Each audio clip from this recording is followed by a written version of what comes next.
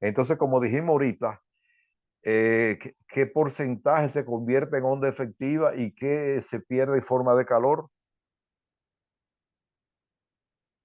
¿Quién dice? Usted había dicho que se pierde casi toda la energía. Prácticamente menos de un 1% de lo que se convierte en onda efectiva y el resto se pierde en forma de calor. Sí, exactamente. Ese era el concepto. Muy bien. Hablamos de control de calidad. Miren aquí lo que era el primer, vamos a decir, de los primeros tubos radiógenos. Como ustedes ven, tiene este filamento. ¿Cómo dice ahí? ¿Qué material dice ahí?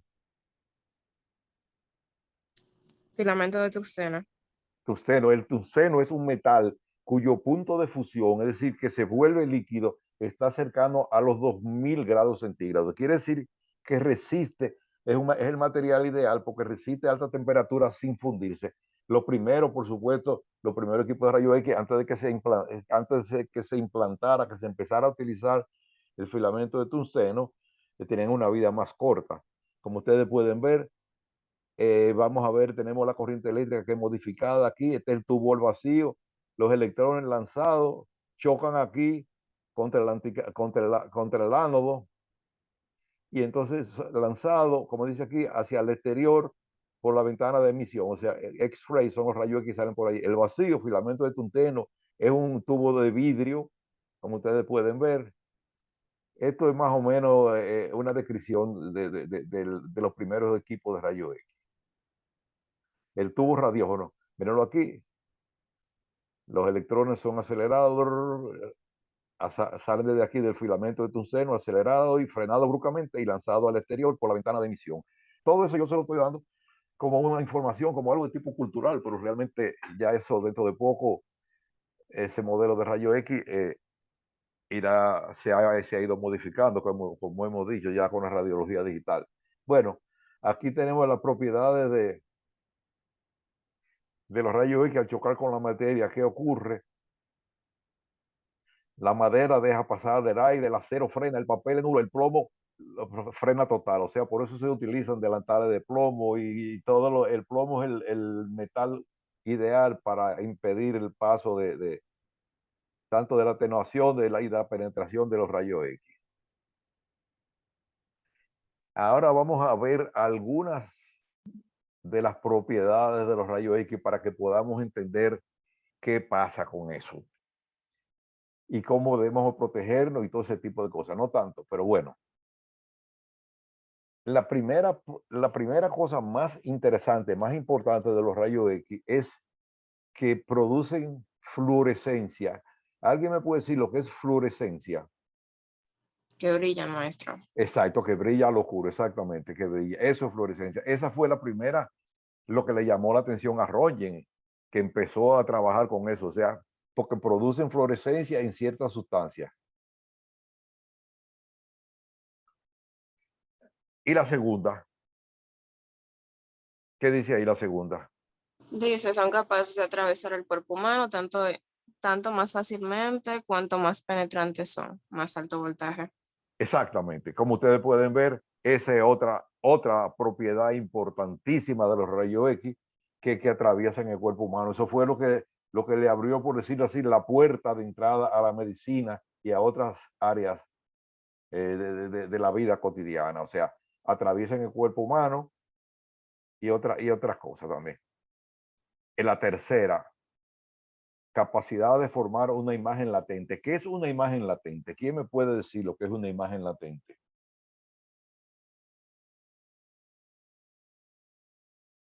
¿Qué es algo latente? Cuando ustedes toman una radiografía, una radiografía dental, ustedes pueden ver esa imagen antes de revelarla. No, maestro. Exactamente. Entonces, eso es una imagen latente, una imagen que está ahí, pero no es visible. Se hace visible y permanente cuando se lleva al proceso de revelado.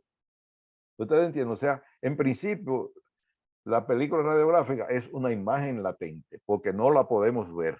Necesita el proceso, complementarse con el proceso de laboratorio, de revelado, lavado, fijado, secado, esas cosas. Entonces, Como ustedes pueden ver, producen fluorescencia, atraviesan el cuerpo humano, forman una imagen.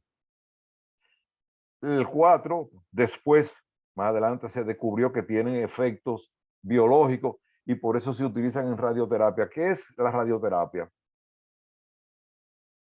¿Qué es eso? La utilización de, bueno, se puede decir elementos, ¿cómo se dice? De, Radioactivos exacto, para el para el tratamiento de qué? principalmente cáncer. Exactamente, para tratamiento del cáncer. O sea, como ustedes pueden ver, es algo que tiene un aspecto positivo y un aspecto negativo. Hay, en principio, si uno se pasa de las rayas, si se pasa de la dosis, puede producir lesiones cancerosas, pero después hay algunas modificaciones que se le hacen al equipo, a la naturaleza de los rayos X que se utilizan para tratamiento de tumor. Es decir, tiene su lado bueno y su lado no tan bueno. Esa es otra. Son invisibles y no se pueden detectar con ninguno de los sentidos. ¿Qué quiere decir eso? Que no se pueden ver, Que no se pueden ver y qué más. que tampoco son detectables por No se, nosotros. no se pueden oler, no se pueden ver, no se pueden degustar, nada. O sea, no se pueden detectar con ninguno de los sentidos. Déjame ver, le dimos a grabar. Ah, no, está bien, si lo estábamos grabando. O sea, no se puede detectar con ninguno de los sentidos.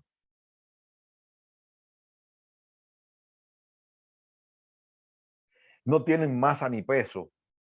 Es decir, no se pueden medir, no se pueden pesar, no sé nada. Porque imagínense, estamos hablando de elementos solamente detectables con equipos especializados. Viajan a la velocidad de la luz, 300.000 kilómetros por segundo.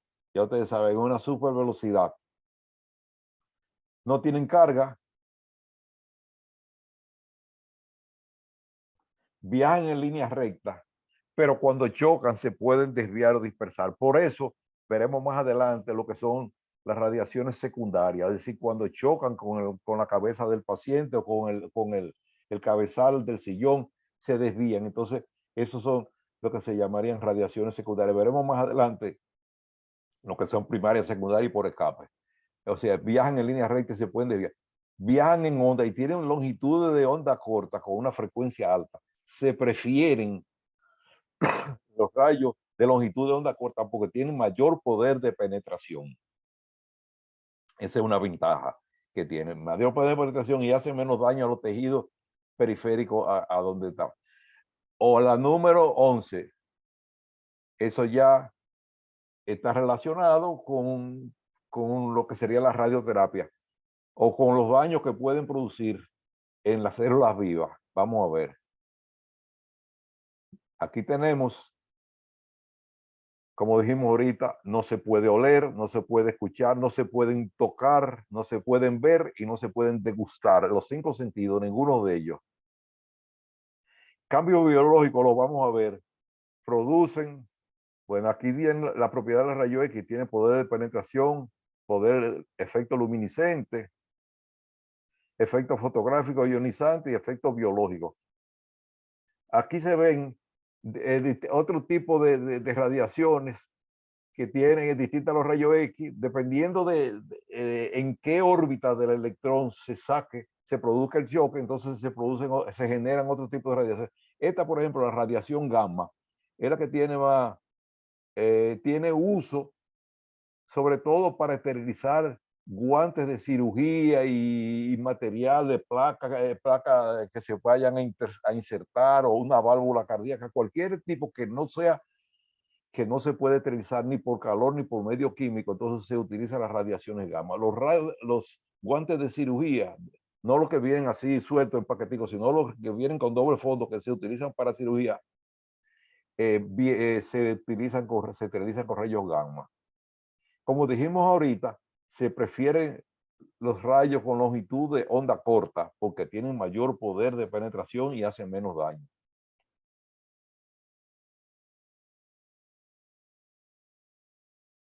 Los rayos de longitud de onda larga no son deseados para utilizarse en radiación porque tienen menor frecuencia y menor capacidad de penetración y hacen más daño.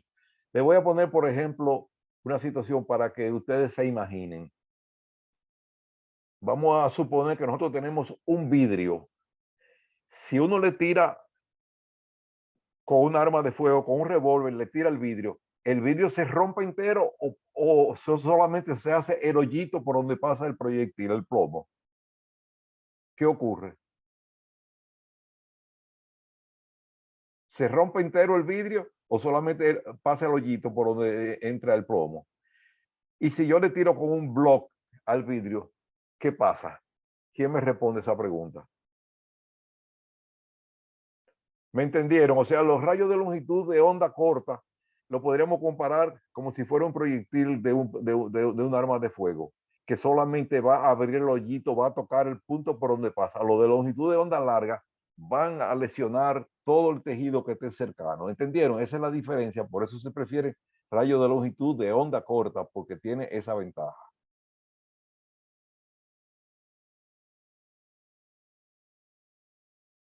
¿Qué es la longitud de onda? Imaginémonos una ola del mar. La longitud de onda es la distancia entre el pico de una ola y la otra. Eso pasa, eso es lo que se llama longitud de onda. Claro, guardando las diferencias entre una ola de un mar y una onda de rayo X. O sea, eso es la longitud de onda, la distancia entre un pico y el otro. Eso va a determinar, como dijimos ahorita, la energía y el poder de penetración. Yo dije que se preferían los rayos de longitud de onda corta o de onda larga. ¿Quién me responde? De onda corta. Exactamente. ¿Por qué?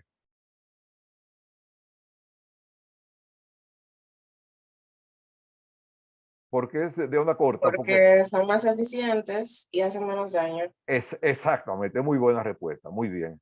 Como ustedes ven aquí, la longitud de onda se mide en nanómetros, eso es una billonésima parte de un metro. Y ustedes saben, estamos hablando de unidades de medidas muy ultra, súper pequeñas, ultra pequeñas. Entonces,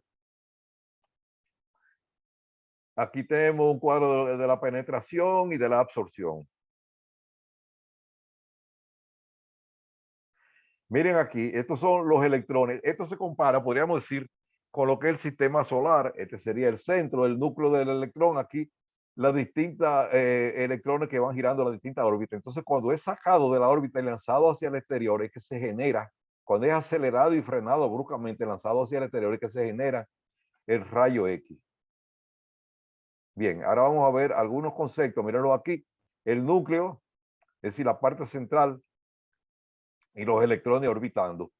Cuando ese electrón es lanzado hacia el exterior, produce, cuando es acelerado y frenado bruscamente, que se producen los rayos X. El electrón es una partícula elemental de la electricidad. Ese concepto de electrón no es reciente, eso desde los griegos, ellos estaban estudiando los fenómenos de la electricidad. Esa es una palabra que viene casi desde los griegos. Como dice aquí, el electrón está rodeado constantemente por un campo eléctrico y durante su desplazamiento adquiere otro campo magnético.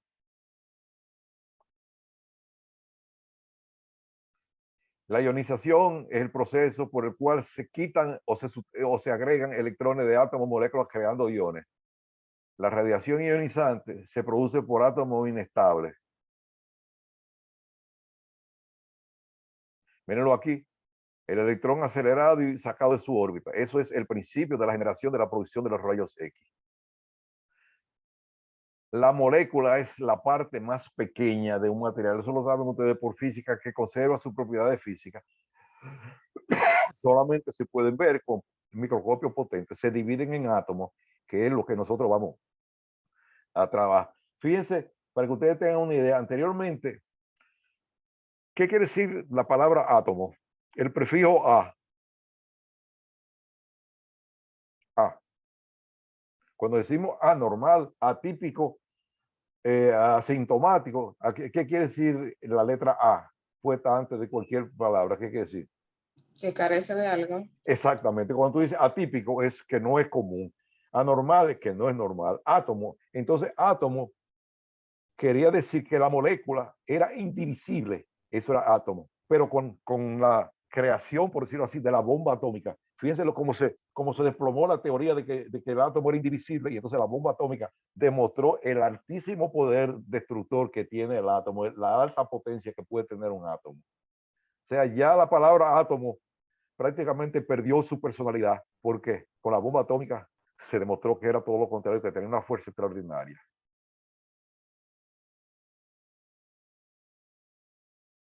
Aquí que ustedes ven que el mouse está usando al hombre. El ratón está usando al hombre para mover el ordenador, para mover el computador. Bueno, vamos a ver algunos conceptos de electricidad para que tengamos una idea más o menos clara de cómo se va a producir. No nos vamos a profundizar mucho en eso porque nosotros no vamos a estudiar física ni electricidad, sino simplemente mencionar las cosas fundamentales de la electricidad. Tensión o potencial, como dice, es la capacidad para desarrollar un trabajo. Eso en cualquier otra actividad, no solamente en la electricidad, el potencial, como dice, fulano tiene un gran potencial para ese trabajo, tiene capacidad, tiene los conocimientos, tiene la propiedad de hacer ese trabajo. Eso es tensión. O sea, la tensión o potencial se va a originar cuando los electrones, ahora vamos a centralizar efectivamente ya en la producción de los electrones y su comportamiento. La tensión cuando los electrones quieren pasar a través de un conductor. Un conductor es el alambre, el cable por donde pasan los electrones. Entonces, mientras más electrones intentan pasar a través de él, mayor va a ser la tensión. Imagínense ustedes, por ejemplo, que todos nosotros queremos entrar en un autobús, en una guagua, todos al mismo tiempo. ¿Qué va a pasar? Se va a generar un choque. Así mismo es. Si el alambre, todos los electrones intentan pasar al mismo tiempo a través del conductor, mientras mayor cantidad, mayor tensión o mayor potencial va a tener. Entonces, como dice aquí, mayor cantidad de electrones, más intensa va a ser la fuerza que los separa, porque como tienen todito la misma carga, se van a repeler, se van a rechazar. Entonces, mayor va la cantidad, mayor va a ser la fuerza que lo va a intentar separar. Menor tensión, aquí vemos pocos electrones, solamente 3 electrones. Claro, eso es una gráfica simplificada. Y aquí vemos mayor tensión, mayor cantidad de electrones.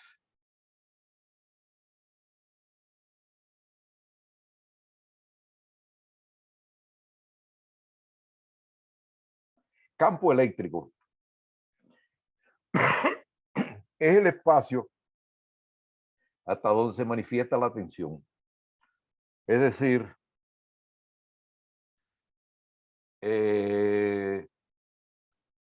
allá en la capital hay varios sitios donde se encuentran colocados lo que son bancos de transformadores. Hay unos sitios que ustedes lo ven que están cerrados, aislados con alambre, aislado con alambre de púa y otro tipo de cosas, una reja para que la gente no pase por ahí. Entonces, ¿qué es el campo eléctrico? Como dice aquí, es el espacio hacia donde se manifiesta la tensión. Es decir, se trata de crear un aislamiento para que las personas no reciban las radiaciones. Imagínense ustedes que los electrones serían algo así como una olla, una paila con agua hirviendo. Cuando el agua está fría no pasa nada, pero cuando el agua comienza a hervir, los electrones, el vapor se sobrepasa, por decirlo así, los límites de la olla. Y entonces eso vendría siendo un concepto que le estoy poniendo para que ustedes se imaginen lo que vendría siendo el campo eléctrico. La distancia hasta donde se manifiesta la tensión, hasta donde se manifiesta el choque de los electrones. Como dice aquí, si en un punto cualquiera se observará la aparición de fuerzas eléctricas, es decir, de atracción o repulsión. Mírenlo aquí. ¿Quién me lee lo que dice aquí? Concepto de campo eléctrico.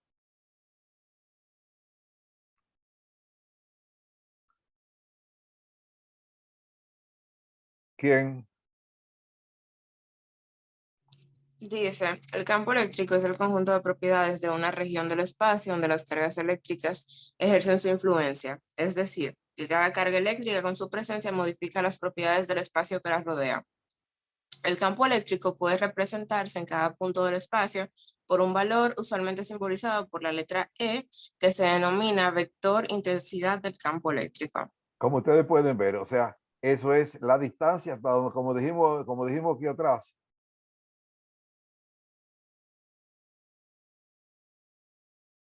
la distancia hasta donde se manifiesta la tensión, el espacio. Miren aquí, campo eléctrico, cómo lo atrae. Eso pasa, eso es, de atrae y te repele. La corriente eléctrica, como veremos, la corriente eléctrica que se utiliza en las casas, en las industrias, es corriente alterna. Hay dos tipos de corriente eléctrica, que hay corriente alterna y corriente directa. La corriente alterna va cambiando constantemente de polaridad.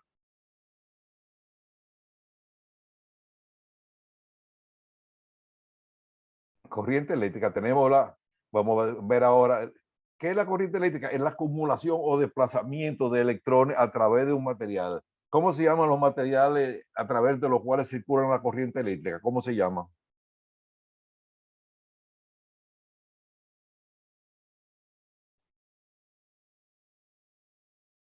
La corriente eléctrica circula a través de algo que se llama, que tiene un nombre. ¿Cómo se llama eso? Que son, generalmente son hechos de metales, porque se llama conductores, o sea, los conductores que circula a la corriente, los electrones circulan a través de un conductor. ¿Cómo es esto? Mírenlo aquí. La circulación de electrones generalmente va del polo negativo, va del polo negativo al positivo. La circulación de electrones va en ese sentido y circula a través de conductores. Como dijimos, hay dos tipos de corriente eléctrica. La corriente alterna, que es la que se utiliza en las casas, en las industrias, la que tenemos, así que va cambiando constantemente de signo, como dice aquí, funcionando como polo positivo y negativo, constantemente va cambiando de polaridad. Esa es la corriente alterna. Y la corriente directa, por ejemplo, la de la batería y la de la pila, esa no cambia de polaridad. La de los celulares, esa no cambia de polaridad. Como ya ustedes pueden ver, tenemos corriente alterna y corriente directa. La corriente directa, ven aquí que es la de la pila, el sentido de la corriente no cambia y la corriente alterna está cambiando constantemente de sentido. Por eso le llama alterna y esta continua o directa. Polo negativo, que es por el salen, y polo positivo por donde entran los electrones.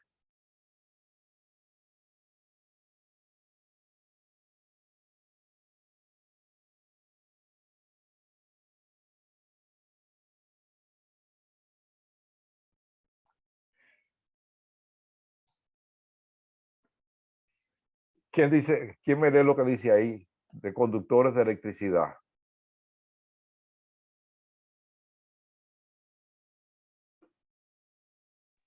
Según su comportamiento como transmisores de la corriente eléctrica, los cuerpos se clasifican como buenos o malos conductores. Perfectamente.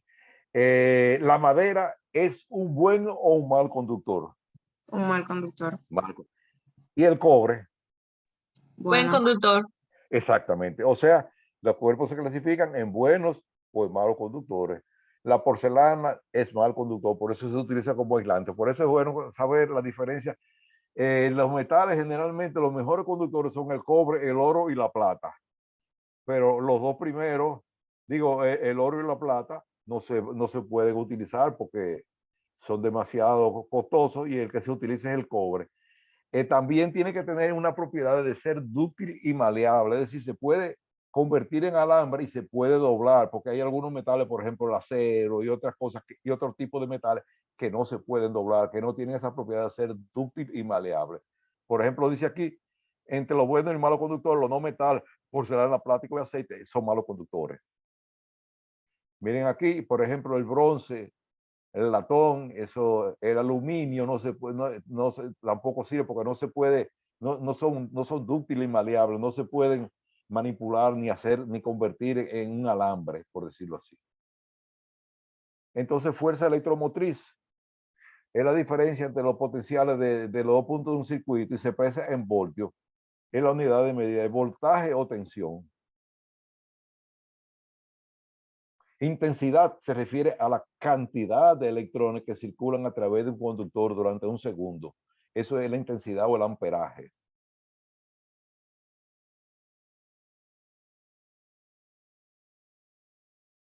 La resistencia es la mayor o menor oposición que ofrece un conductor para que los electrones pasen. Por ejemplo, fíjense,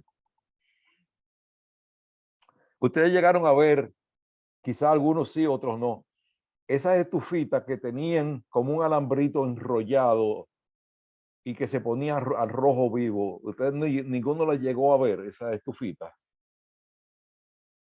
Sí, maestro. ¿Verdad que sí?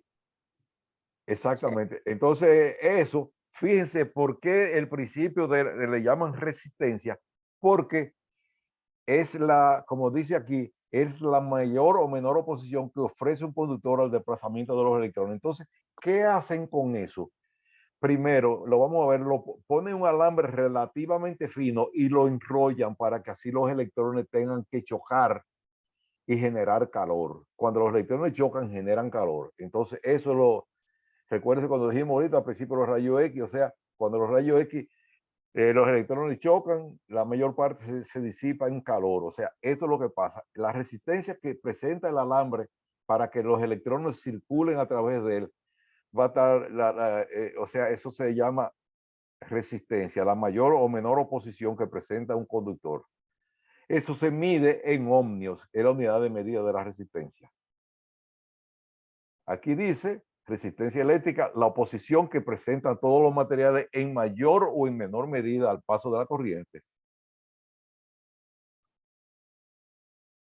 Se simboliza por una R, que es la resistencia, la unidad de medida es el ohmios.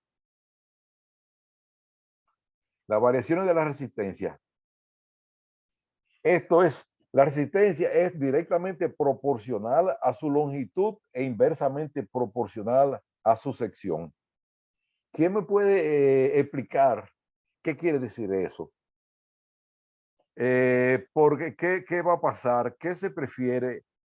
¿Un alambre que no dé vueltas o un alambre que dé vueltas? Que tenga muchas vueltas. Un alambre que dé vueltas. Exactamente, porque así el camino se hace más largo. Fíjense, el camino se hace más largo para los electrones y chocan más y se genera más calor. Y aparte de eso, lo hacen lo más fino que sea posible para que para que los electrones prácticamente entren en tensión, choquen mucho, entonces genere calor. Ese es el principio básicamente de la resistencia, que va directamente proporcional a su longitud. O sea, lo hacen largo e inversamente proporcional a su sección, lo hacen fino para que los electrones tengan que chocar. Como dice aquí, la resistencia es directamente, la longitud es directamente proporcional a la sección. Potencia es el producto del voltaje por el amperaje. Tenemos medidores de potencia eléctrica en los medidores de electricidad, lo tenemos en la casa, los medidores que nos instalan. La ley de Ohm, la intensidad es directamente proporcional a la fuerza electromotriz e inversamente a la resistencia. El efecto Joule. Entonces, este es un efecto interesante que debemos tratar de entender. El efecto Joule, ¿qué dice ahí? Al pasar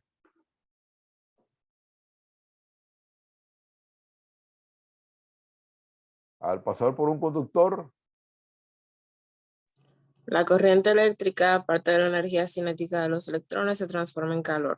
Exacto, ese es el efecto Joule, es decir, por eso los tubos de rayo X se calientan, porque los electrones cuando chocan, cuando pasan a través del conductor, pues son lanzados, acelerados y frenados bruscamente, eso se transforma en calor. Dijimos que menos de un 1% de onda efectiva y el resto se disipa en calor. Entonces esto es el efecto Joule, se llama. Como dice aquí, un fenómeno en el cual cuando en un conductor circula corriente eléctrica, parte de la energía se transforma en calor debido a los choques que sufren los átomos del material conductor por el que circulan. El choque, cuando los electrones van circulando a través del conductor, eleva la temperatura. Eso es el efecto Joule. Eso ha tenido su uso, no solamente, vamos a decir que en rayos X, sino como dice aquí, el efecto Joule permite el funcionamiento de aparatos industriales, de la soldadura eléctrica, horno eléctrico para fundición, soldadores. Se utiliza en la industria automotriz, en la chapistería, eso es reparación de chasis. reemplazando con ventaja sistemas de remachado. Anteriormente se pegaban, cuando se arreglaban carros, era con clavos y cosas de esas, pero anteriormente ya con las soldaduras eléctricas, ya eso tiene esa aplicación en el uso industrial. El efecto Edison-Richardson,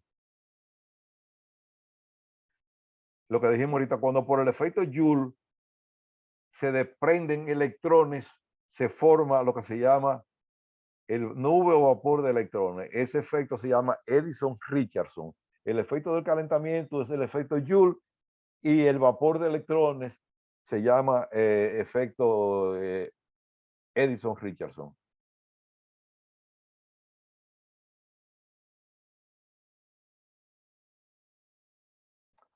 El efecto Edison-Richardson tiene sus grandes aportes fueron ya en la electrónica y resultó muy beneficioso, muy útil para un gran aporte para la radio y la televisión, el efecto Edison-Richardson. Esto es la nube de vapor de electrones. Como ustedes pueden ver, los electrones circulando aquí, pero cuando chocan, los que salen, que por decirlo así, se desbordan del alambre. Entonces, esos son el efecto Edison-Richardson o nube o vapor de electrones. Después,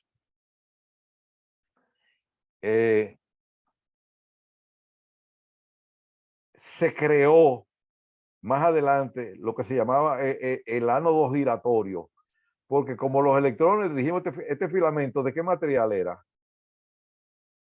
Este filamento, exactamente, de tungsteno.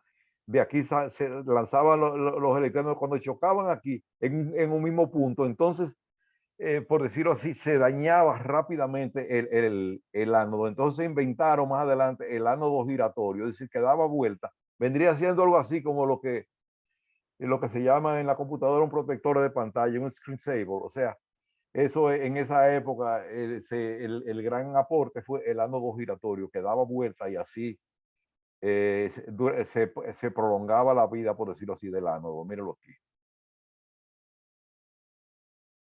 Vamos a ver brevemente una descripción de lo que era un aparato radiográfico. Por supuesto, de los primeros. Estaba formado por transformadores con los cuales se modificaba la corriente eléctrica, aumentando voltaje, disminuyendo el amperaje. El tubo radiógeno, que es prácticamente la parte vital, la parte más importante del cerebro, y es básicamente un acelerador de electrones, como dijimos ahorita, en el tubo radiógeno, que el filamento de tungsteno, los electrones son acelerados y lanzados hacia el exterior. Los transformadores para modificar la corriente, puede ser transformadores de baja o transformadores de alta, y esos son detalles que nosotros no tenemos. Bueno, aquí tenemos, como se puede ver, el ánodo giratorio para evitar que chocara en un solo punto, el filamento de tungsteno lanza a los electrones acelerados.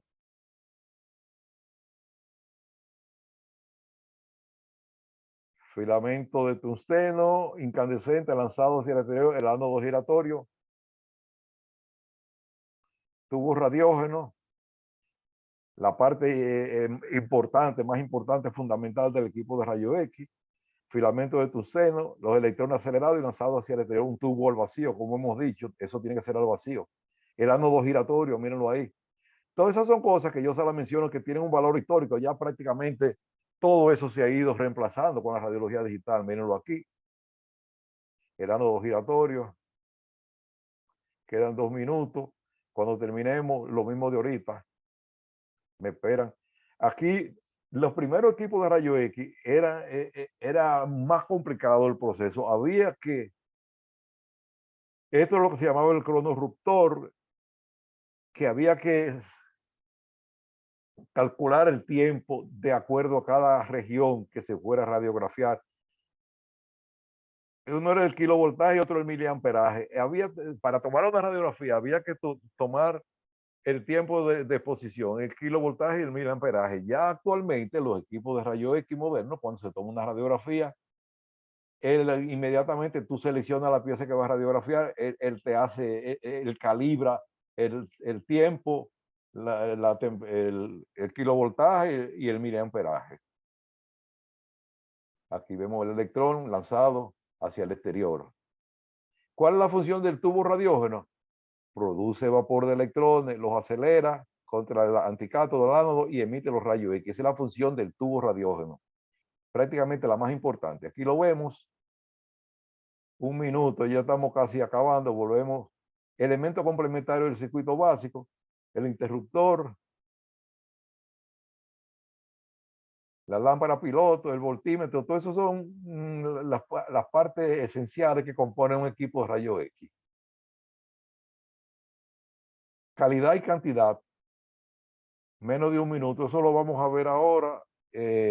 Lo que es la calidad y la cantidad de los rayos X. Quedamos ahí. Calidad depende de la longitud de onda. Eso va a estar relacionado con el kilovoltaje, como dijimos ahorita. Se prefieren los rayos de longitud de onda corta porque tienen mayor poder de penetración. Eso lo vimos ahorita. Y la cantidad está relacionada con la intensidad de la corriente. Calidad. Se prefieren los rayos X duros